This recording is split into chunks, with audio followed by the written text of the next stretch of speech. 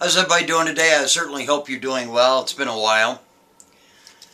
It's that time for another edition of Story Time. Now, I like to let people know whether or not it's a true story or not. It's not a true story. It's a story in which Monty created. The name of the story is called Light Shadow. So let's go ahead and begin, shall we? Monty's going to have a cigar while we share with you our story, right?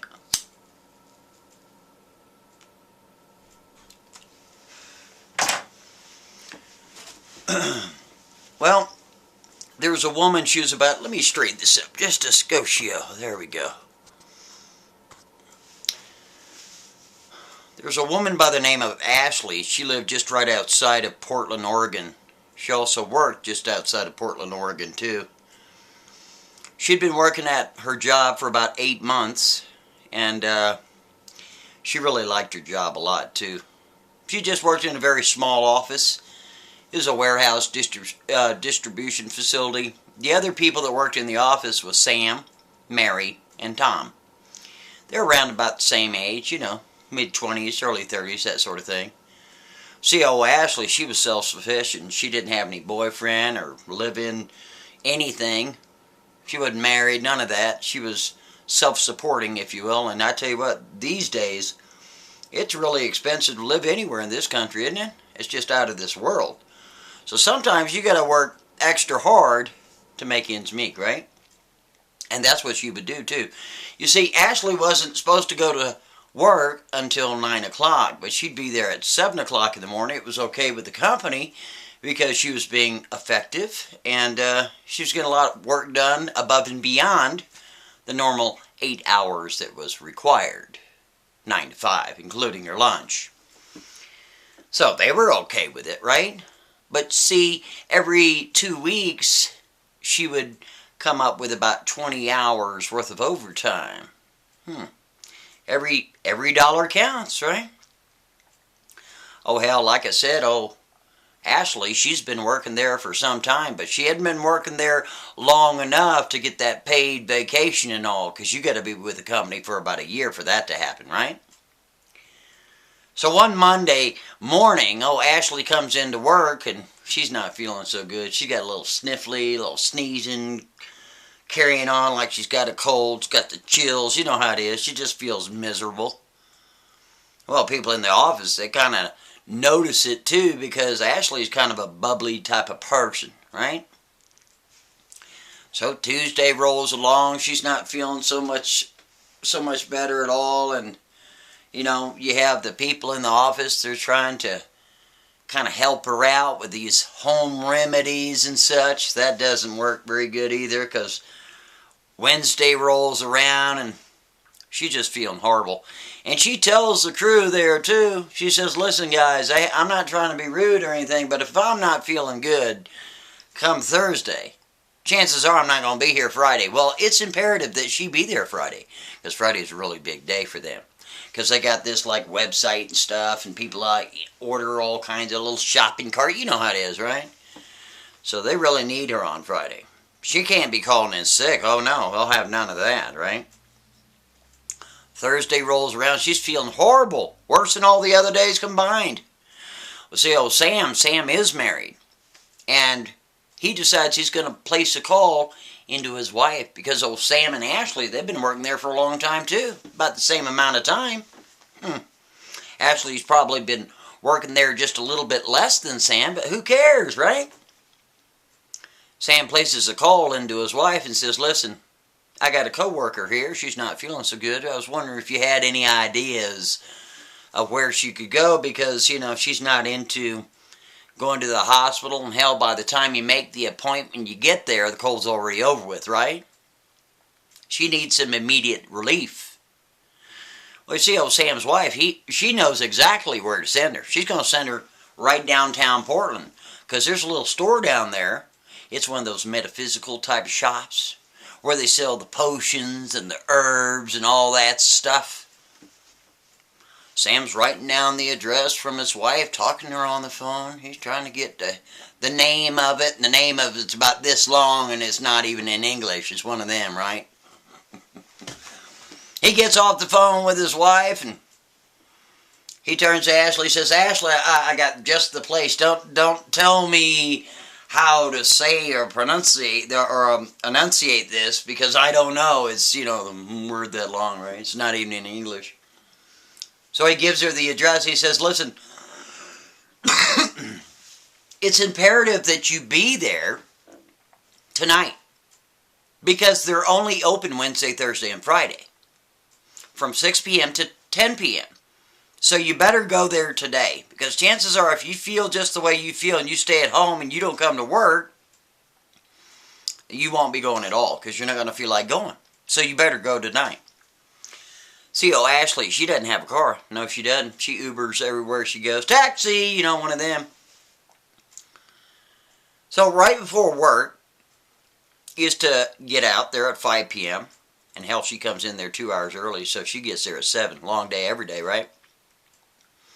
She calls herself up a Uber. Well, you see, this place is not quite, I don't know, maybe a half an hour of time travel from her work to where she needs to go. And she gets there, and she's kind of okay with the place, because right next door to this metaphysical shop is an ice cream shop. She looks over there and she sees an open sign. She's kind of looking in the window. She got the ice cream shop right next to her on the left-hand side, and on the right-hand side you got this metaphysical store. She's looking in the window and she's seeing all kinds of stuff. They got like oriental fans, and they got these little rocks, and they got the tiger's eye and turquoise and jewelry, and they got the Hachinohe horses. Oh, that's something else, isn't it? She doesn't know what to think. Got all these books and artwork, and then you got these swords and stuff. It's like, looks like an oriental shop, right? Doesn't really look like a metaphysical shop, but she doesn't know any better, right? Oh, Ashley, she goes over there to that Baskin Robbins, or that little ice cream shop over there, and she gets herself some pralines and cream. Is there any other ice cream to get out there? I don't think so. So she goes over there, she's nursing that pralines and cream. She's kind of looking in the windows. There's a little open sign, neon sign there. She finishes up her ice cream. She throws it off in the in the garbage there. Then she opens up the door to this little store, and the little bells on the insert are like cling, cling, cling, cling, to let the attendant know that somebody's at the door, right? She's like, hello, hello. There's no answer. She walks in there, and she's going down these different aisles, and you swear to God she was in maybe an archaeology shop or something. There's more than just tiger's eye and turquoise. Hell, there's fool's gold, and you got all kinds of different rocks and such. You got the crystal quartz, you got the rose quartz and the tourmaline, and all kinds of different stuff, right? She's looking over here. You got all these books. You can't read a lick of it because she doesn't speak that language. Whatever language it is, she doesn't even know. First time she's there. Then she comes across these little masks and all kinds of crazy stuff, like a big old gift shop, right? Hello, hello, she's calling out. And this woman comes out from behind where I guess you would stock things and such, in the back. She says, can I help you? And Ashley's like, yeah, my friend sent me here. I'm just not feeling very good, and she was saying that you could kind of like work out some sort of, I don't know, something to alleviate my symptoms. I have a horrible cold. I really need to be able to work tomorrow, but I just feel horrible. Is there something you can do? And the lady says, well, yeah, there's something I can do. Absolutely. Can you tell me how long you've been feeling this way? She's like, well, I've been feeling really bad since about last weekend, but it really hit me when I went to work, She's trying to explain to her how long she's been ill for, and how many, days and hours she's not sleeping, she can't eat. It's just horrible, just the basics. So Ashley gets to think, how rude of me. I'm sorry, what's your name? That's what Ashley says to the attendant there. Well, the woman's name was Siam. She goes, Siam? That's a very different name. She goes, Siam, I've never heard of anyone by the name of Siam. How do you spell that? She's like, well, it's S-I-A-M. She's like, Siam, what does that mean, and where are you from? Well, that's what Ashley said to the attendant, but that attendant just happened to be the store owner. Sure was. Well, Siam told her, well, first of all, my name is basically my country. My parents named me after my country. Well, Ashley, she'd taken geology, right? She'd taken all kinds of social science and geography and all that stuff. She's never heard of a country called Siam. There's 196 countries in all the world. There's not one of them called Siam. So listen here, if you can't trust somebody on basic information, what makes you think that somebody's going to ingest some sort of potion to get better? That's what Ashley is having this little conversation with herself, you know. So Siam goes on to explain to her, she says, well, it's not the name of my country right now, but it used to be the name of my country. You see, Siam was the name of the country called Thailand. Thailand means free land. Thailand is the only country in all of Eastern Asia that has not been invaded by another country and taken over by another country. It's the only country that has not been. The only. Oh, Ashley's like, wow. She's like, wait a minute. You mean to tell me that Thailand used to be named Siam? She goes, yeah, absolutely. You see, in 1939, the country of Siam was changed over to Thailand, which is true. And you see, it was called Siam yet again, 1946, 1948. And then it was turned over yet again.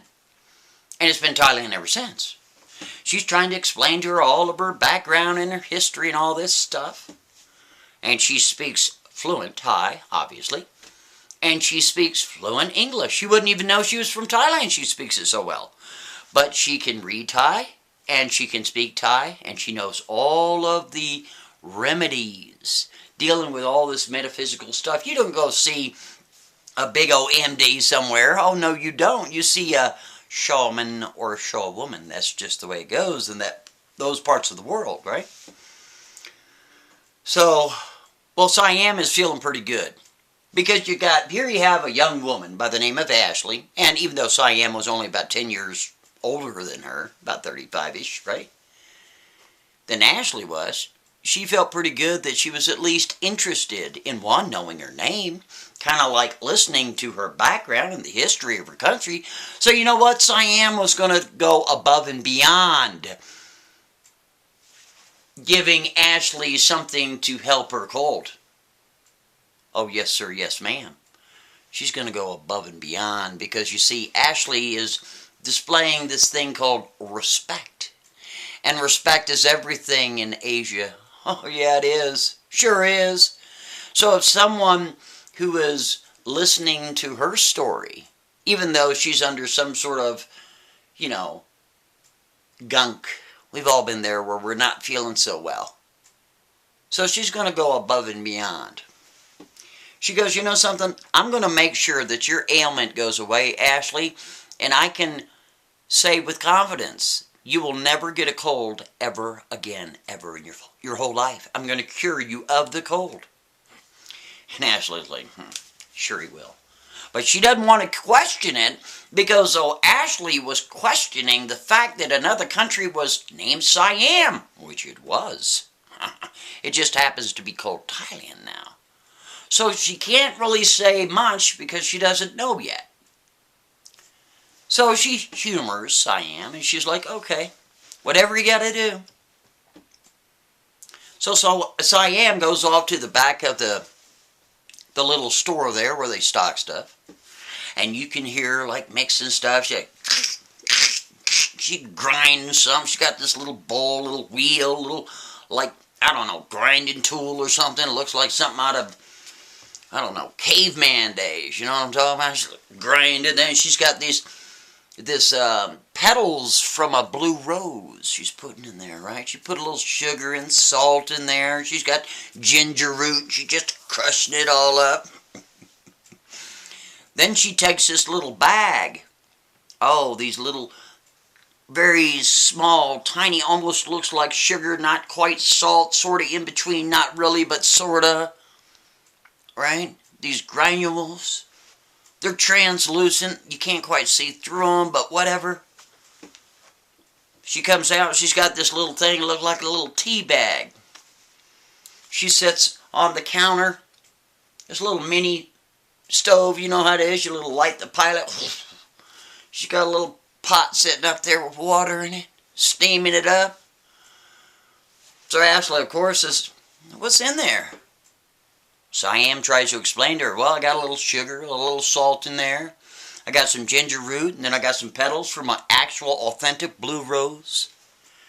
She goes, "But the main ingredient cannot be placed into the tea until once all the other ingredients have dissolved within the bag, within the tea." She's like, "Well, what is that?" Sam tells her, "Listen, this is extremely rare." Oh, it is, and it is too. It's called Web of Wayne. Web of Wayne. Web of Wayne, is that like W-A-Y-N-E?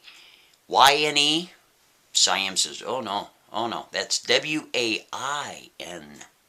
W-A-I-N. She's like, "I've never heard of Wayne. What? Spelled like that. Well, what is that?" She goes, "Well, it's a spider. This spider is only found in Thailand. It's never been found in any other country, on any other continent, ever. It's only been found in Thailand for whatever reason. Nobody has found it anywhere else. And it's called Web of Wayne." "But why do they call it Wayne?" That's what Ashley asked Cyan. We see Wayne stands for what it means. W-A-I-N means wagon or cart. Because you see, Web of Wayne, in other words, the spider that creates the Web of Wayne, was discovered on a wagon at a farm in Thailand back in the 1920s. Oh, yes, sir, yes, ma'am.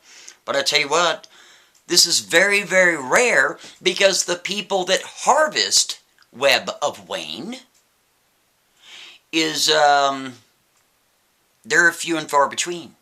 And not many people know about Web of Wayne in the first place. But you see, what happens is this spider, it builds the web on the wain, which is the cart or the wagon at these farms. And if there's no interaction with the little bugs and creatures and insects and all that stuff, then the spider abandons that web and moves to somewhere else and spins yet another web. But within 3 days' time, the web actually crystallizes, truly turns to stone. But you see, what a lot of people are not aware of, the medicinal qualities of the Web of Wayne are staggering. They're quite magical. Yes, sir, yes, ma'am. And Ashley's about to find that out. She sure is. So all of a sudden you hear in the background, the tea's almost ready. She gets the pot out there. She takes this little, it looks like a very miniature tea bag looking thing. Almost like a burlap bag, but really small miniature. She closes it up. She ties it off with a piece of leather string. She's got the Web of Wayne sitting off here because, oh boy, this is so rare stuff. But Ashley deserves it because she was respectful, see. She's a nice girl and she really does have these ailments. And after all, somebody else sent her to her, in other words, Siam, or Ashley to Siam. She's got to make sure she does everything right. Because she's representing the person that sent her there. You know what I mean? So, she takes that little tea bag there that she made, custom made, and she puts it in the tea. Oh, it's hot too. She's kind of blowing on it, swirling it up, stirring it up. She's got a little cinnamon stick there. She's kind of like making sure everything dissolves just right. And a couple of minutes later, She takes this very small, it's smaller than a McDonald's spoon. Remember those little teeny tiny McDonald's spoons back in the day? Smaller than one of those. Little teeny tiny spoon, she puts it in there and she takes the web of Wayne and she drops it in there. And then Siam looks at Ashley. She goes, you know what? This stuff is so rare. You deserve 2 scoops. She goes in there and she puts the web of Wayne in there twice. That was damn nice of her too, wasn't it? I tell you what, Ashley, she's a little bit kind of creeped out by all this web of Wayne stuff. Here she's gonna be drinking a spider web. But she's got to be respectful because this lady is giving her something that's so rare, right? Ashley grabs a cup. She kind of drinking it. Sniffling in between. You know how it is. She's like, oh, this is really tasty. Sam tells her, well, that's probably because of Blue Rose. They're a little bit sweet, and you got the sugar and sweet, and that little balance there going on. And Siam reiterates, you will never get a cold again, ever. Never. She's like, well, I just want to feel better. And Siam says, matter of fact, in 6 hours, all this will be gone. You'll see. Well, hell, it's about 7:30 now because she got off work about 5 o'clock. She get a little Uber down there to inside of the town or the city there in Portland, right next to that Baskin Robbins, that ice cream shop. So, hell, she's got to get a taxi and go home, right? So, she calls up this Uber or taxi, whatever she's got going on, take her home, and she's saying her goodbyes to Siam, and again, she's extremely appreciative that Siam helped her and all, and gave her this, like, this little potion and such. It's damn nice of her. And right before she goes, she's like, well, what do I owe you? Siam says, oh, it's $10. She goes, $10? Oh my gosh, you know, it's $10 to go down to Walgreens and such to pick yourself up some little bottle of aspirin. Shoot, that's about $10 just there. $10? Ashley's kind enough. She just gives her 20s to keep the change, right? Even though she's working for every dollar. But you know what? Ashley's really not alone because her grandmother's really well-to-do. She owns a big old property out there. Just outside of Oregon is a big old farm. Oh, man. Because you see, Ashley's grandfather, which is no longer with us, he's deceased now. When he died, he willed everything to the grandmother or her grandmother, right? So on occasion, she goes over there and she tends to the farm and feeds the chickens and the horses and cows. And it's a pretty big place, right? So it's not like she's totally alone, but hey, whatever, right? She doesn't want to be around family, friends, work, nobody because she's feeling so bad.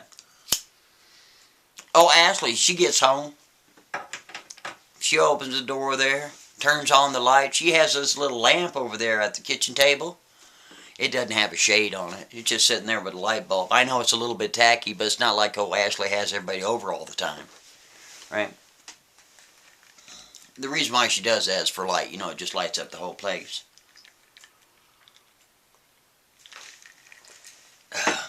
So, hell, all this time, Ashley, she could barely eat anything. She wasn't feeling good. You know how it is, right? The grunge.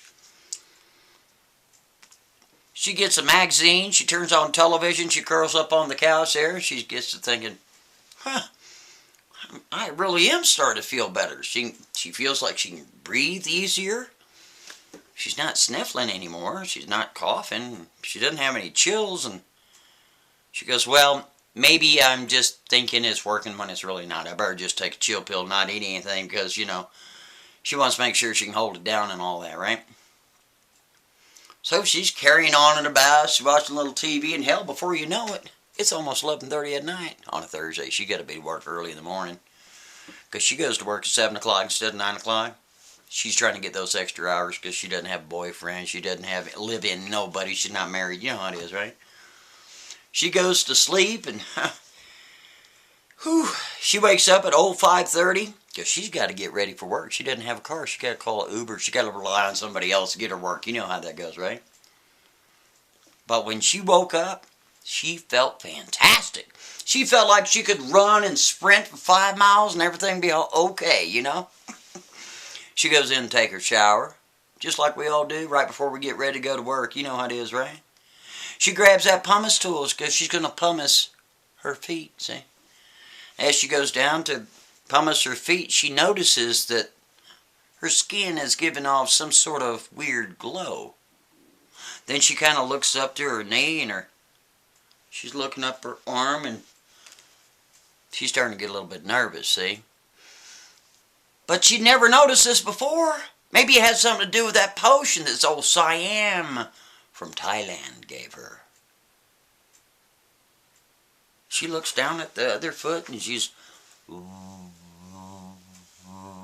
some really bizarre glow, man. It's weird. But then she got this thinking, well, wait a minute. She remembers that she took a class back when she was in college where they were talking about some people in nature, some people that are actual human beings can see other people's aura at certain parts of the year, usually during ovulation. So she's saying, maybe I'm ovulating. I'm not really sure. She can't sit there and freak out about it because she's got to get her happy ass off to work. She sure does. So she calls herself an Uber and she's hoping that nobody else sees the glow. But she's going to find out, isn't she? So she heads off to work and she opens the door. She sits down in her office, turns on a computer. She signs in, tick, tick, tick, tick. And she's kind of looking at herself and she's still seeing this glow weird thing, right? But she doesn't want to say anything to anybody because that's a little strange, you gotta admit, right? Oh, Sam comes in and Mary and Tom, they all come in. Morning, how you feeling? She's like, oh, I feel fantastic. I went to that shop. Hey, Sam, listen, make sure you say thank you to your wife and that. Oh, appreciate it so much. I went to this shop. I met Siam. We had a long talk. We were talking about countries. She put like this Web of Wayne stuff and I drank this potion. I feel great. Like, whatever. She didn't mention anything about that glowing, right? So people are like, oh, that's fantastic. They're going on, oh, they're all they're congratulating her. Oh, it's wonderful. You know how it is, right? So Sam, he didn't say anything about her glowing. Neither did Tom. Neither did Mary. They didn't notice it. Maybe they didn't see it. Maybe the only person that saw it was actually Ashley. Probably. So here it is about 3 o'clock. Well, they get off at about 5. This is on a Friday now, right? The boss comes in. You see, the boss is on the other side of the warehouse. You got an office here, you got a big warehouse, and the big boss, he sits over here. He sure does. That's the darndest thing. Boss came all the way over at 3 o'clock and says, listen, guys, it appears to me, according to all the systems, you guys are ahead of schedule. You got everything done for today. Fantastic. Well, guess what? Everybody gets to walk out that door right now with full pay. You get 2 hours free of charge. Isn't that neat? Great job. He's congratulating, patting them on the back. They're all, woo, you know how it is. So you had Sam and Tom and Mary and Ashley. They're going to go to the pub, the bar. Oh, it's only a couple of blocks away too, right? Yeah. They're going to celebrate. They're going to go get those hors d'oeuvres and such. You know how it is. They have those little bitty salads, and they have chicken, and then they have the shrimp. They have really good little hors d'oeuvres, right? Happy hour hors d'oeuvres. Got low prices on beers, and you know how it is, right? So they all decided that's what they're going to do. So they jump out of their chairs and such. They get their things and such, and they're getting ready to head off to that bar. They're locking up, and all 4 of them start walking over there. And it's the darndest thing. Sam says, stop. Everybody stops. He goes, look down. Everybody's looking down. Ashley's like, okay, we're looking down. We stop. What in the heck is going on with you? What is your problem? And Mary's like, Jays, listen, what? Sam already. And Sam says, excuse me, why is it that there's 4 of us here, but where there's only 3 shadows being casted? Ashley, where's your shadow? Ashley looks down. She ain't got no shadow. Oh, this is bad. This is not good, ladies and gentlemen. Oh, no, this is horrible. This is a horrible thing. It sure is. And Sam is so dumbfounded by this. He had a little pen in his pocket. He pulls the pen out. He goes, Ashley, hold this pen and hold it up in the air. She's like, why? He says, listen, just do it. Humor me. She grabs a pen out of his hand. She holds it up in the air. And the strangest thing, you can see the shadow of the pen being casted, but there's no shadow of Ashley. None. Wow. So that just proves that it's Ashley. It's not the instrument. It's Ashley herself. Right? Oh, that's creeping everybody up. So Mary and Tom said, you know what? Forget it. Who cares if she has a shadow or not? We got off of work 2 hours early. This is paid. I'm going to enjoy it. You guys sit there and talk about shadows. We don't care. They start heading off. Sam kind of looks at Ashley in a really strange kind of way. You know how it is, right? He's thinking, oh man, he's got a prize. If you get my meaning. Huh? Because this has to be rare. Because Sam also remembers that when he was taking physics, when he was going to college, this doesn't happen every day. This is valuable. He's got other little thoughts going on, you know. So they all get to the pub there, and Ashley says, you know something, I got to go to the bathroom. I'll be right back. Ashley goes into the bathroom. She opens up the door there, and you know how they had the little lights on the sides of the mirror? She's putting her hand in front of the lights to see if it was casting a shadow on the other side, and it is not. She has no shadow. Where'd it go? Where did her shadow go? After all, she remembers seeing some sort of weird glow at 5 o'clock in the morning, but she has no shadow. What the hell's going on? She's getting sick to her stomach. She's going to go out there and she's going to tell old Tom and Mary and Sam that she's going home. Forget all this. She's flipped out, buddy. She should be too. That's weird, right? She goes out there and she says, she leaves the bathroom. She comes back out. She goes, guys, you know, I've decided I'm going to go home. I mean, I'm just... And Mary's like, no, you ain't. Sorry. Nope. We all worked together. We got that job done earlier. You're going to sit your happy ass down here. You're going to order a beer. You're going to have some of this pizza and some of these. They had the mushrooms. You ever have those? Oh, at happy hour. They had to get those breaded mushrooms, and then they have the mozzarella cheese sticks. You ain't going nowhere. She ain't going anywhere either. Because all the people listening to this story take her place, right? So she's like, okay. You know how it is. But after about a half an hour and such, she's getting a little bit liquored up. She starts relaxing and giggling, carrying on, laughing. But old Sam, he's got ulterior motives. Old Sam, he gets up, he goes to the men's room, he makes a phone call. Yeah, into a Dr. Weiser. Dr. Weiser works at the University of Oregon. He sure does, as a physics major. And he's telling that professor, he's like, Professor, this is so strange. This woman doesn't have a shadow, I'm telling you. He goes, well, get it on video that she doesn't have a shadow. He goes, you bet, no problem. Well, hell, at that time, here it is, summertime. It's not going to get dark till 7:30. Happy hour is going to be over here pretty quick, 6 o'clock. They're all going to leave. He's going to get on video. She's not casting a shadow. No, she's not. And if she leaves before they do, he's going to walk her to the Uber car, and he's going to get it either way. You see how that works? That's exactly how that works. So, hell, you got old Ashley there, and you got Mary and Tom and Sam. They're just hoo-hoo and ha-ha and having a good old time. Sure are. Oh, Ashley, she's like, guys, I'm feeling better, but you know what? I've had a little bit too much to drink, and I think that I'm going home. It's about 5:30. She calls herself a Uber or whatever.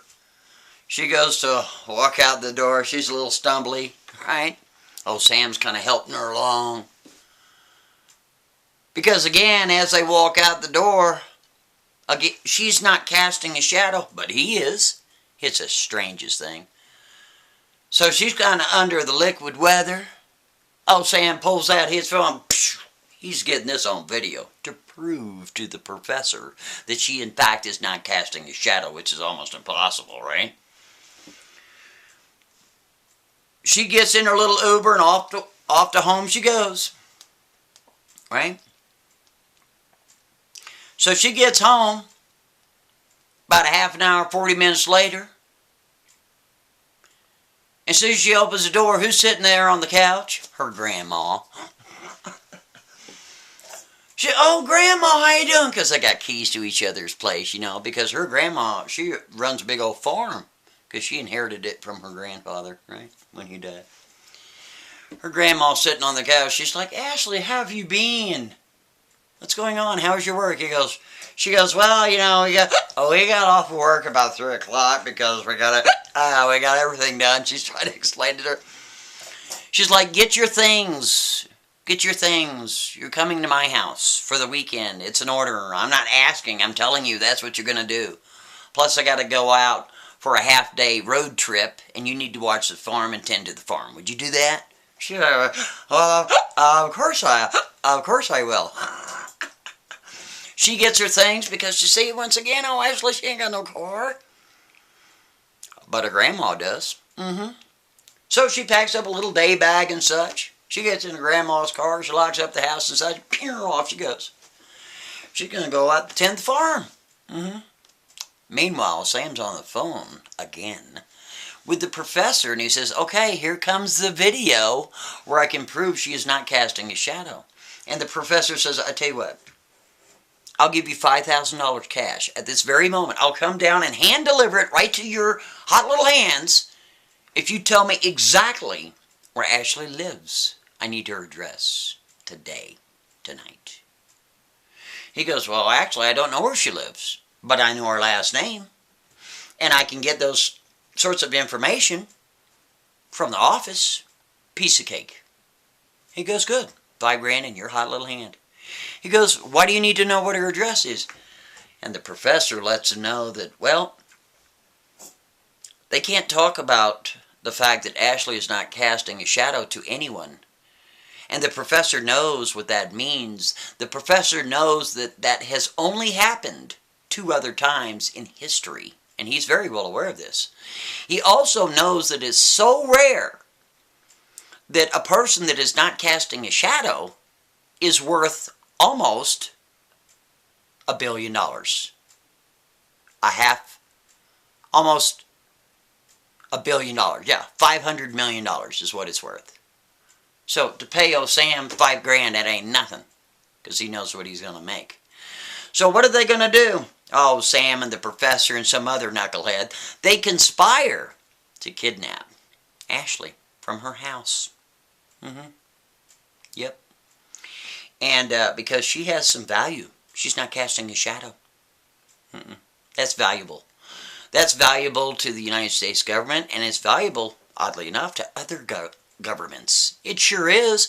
And when you're working at universities, you'd just be amazed on how many things that you can get away with, and how many people you meet from other nations, higher ups, if you get my meaning. Ambassadors, I mean, all kinds of stuff, you know. All for the, it's all for the education and all, right? But you see, these knuckleheads are not aware that old Ashley is over at a grandmother's farm, and is going to be there. She's not even going to be home. Ah, darn this thing. So here you got this cat burglar looking guy. He's wearing all black. He's wearing these little ski masks. All you can see is like the eyes. Here you got Sam. He's dressed the same way. He's all dressed in black. He's got the ski masks and all right. And who do you have? That professor, that knucklehead. He's driving the van that these 2 knuckleheads are in so they can snatch Ashley, drag her to the van from her house. Boy, that's audacity, isn't it? Sure is. Jeez. And they just figure they're going to knock on her door about maybe 10, 11 o'clock at night. As soon as she opens that door, right, then what's going to happen? They're going to snatch her and run off with her. But again, they're not aware. They're not aware that she's off at her grandmother's farm. Too bad. Because you know what? I just get the sneakiest suspicion that Ashley's house is going to be protected. It sure is. But what could protect Ashley's house if she wasn't even there? That would be a light shadow. I tell you what, those light shadows are pretty damn powerful. Oh, they sure are. And you know something? Sam and the professor and some other little cat burglar, they're going to find out. They sure are. They get to meet a light shadow, which again is very rare. Yeah. Boy, I tell you what, the military would love to have a light shadow. Maybe that's why it's worth $500 million. You never know. So here they are. Hell, it's about 11 o'clock. Ashley's not even home. If she doesn't answer the door, they're going to pick the lock and break in. Go get her anyway, right? She's doomed, they think. They go up there, ding dong, pull off the mask, ding dong, acting like, oh, I'm somebody. You got the professor in the van. He's got his little parking lights on. The van's on, but the headlights aren't a-blaring. You don't want to have a big old advertisement out there, right? You just listen to radio, carrying on. Kind of observing what's going on. No, they're trying to listen for footsteps because you see they got a lot of hardwood floors over there. You can kind of hear people walking to the door. No, can't hear anything. Professor's basically waving to them like, break in, come on, we gotta hurry up. Oh, cat burglar one, he gets down there and he's trying to pick that lock. He's got that bobby pin in, opens it right up. Sam's right behind, they got the ski mask on. Right? The professor, he's in the van, patiently waiting, like, come on. They're sneaking in there, poof, they got this little flashlight. Got the little lamp there sitting on that table. The one without the shade. It's kind of lighting up the whole place. Sure is. They walk in there. They go down. They see a hallway. Off to the right-hand side is the bathroom. On the left-hand side is a little closet. Straight away is going to be the master bedroom. And in that bedroom there's going to also be a bathroom. Right? But that door is closed. The thing, she's got to be there. She's nowhere else. She's not in the kitchen. She's not in the living room. She's not in the bathroom, in the hallway. She's not in the hallway. And then they walk up and they see this shadow. It looks like a shadow, but it's light. Peering underneath the door just a little bit. Kind of like telling them, come along, right? Oh, they do too. They go sneaking up to that door, her bedroom door, and they go, pew. And as soon as they open it up, they get a big old surprise. Yeah. There is a light shadow on the floor. It's like life size. They look over. She's not there. They get to think, well, maybe she's in the bathroom, you know. So, you got cat burglar number one. He goes to walk to the back, and he gets stuck. He can't move. He's standing in the center of this light shadow, and he cannot move. He sure can't. And come to think of it, he's feeling a little sick to his stomach, like he's been poisoned or intoxicated.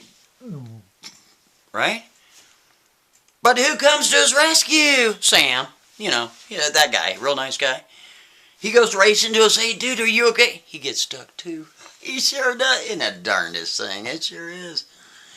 You know what it is? It's that damn web of Wayne. That's what did it. It sure did. You see, ladies and gentlemen, that's where Ashley's shadow went. It's at her house protecting her.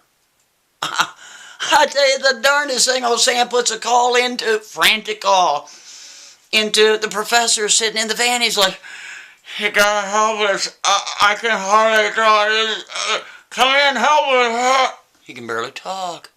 What happens? I tell you, what is something else? Professor comes racing in the house. He's like, he starts screaming, Sam, are you okay?